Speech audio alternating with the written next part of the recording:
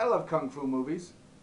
Every once in a while, a kung fu movie comes along, and I gotta go see it because I love that quick martial arts.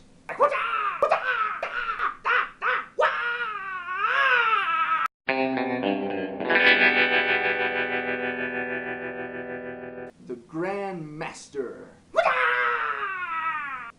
The Grandmaster is the story of Ip Man, and I have no idea if I'm saying that right, so my bad if I'm not, who was most famously the teacher of Bruce Lee.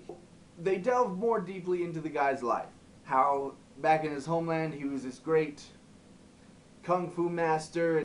He was uniting the North and the South kung fu masters, come together and find peace for the better of their country. And then what happens but World War II.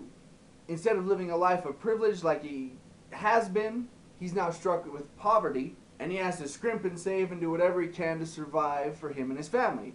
Well, in doing so, he ends up going to Hong Kong.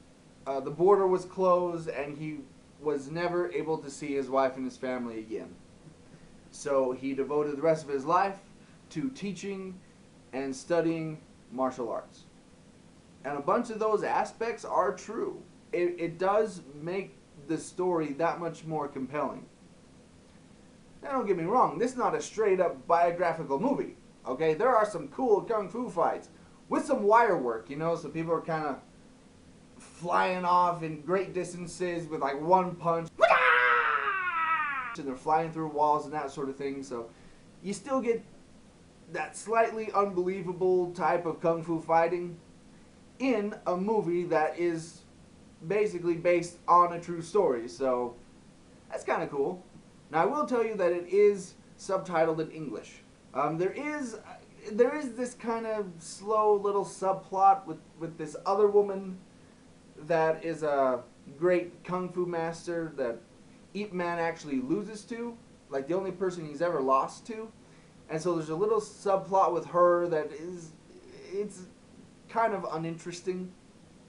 But the rest of the movie actually is pretty entertaining, and it is pretty compelling.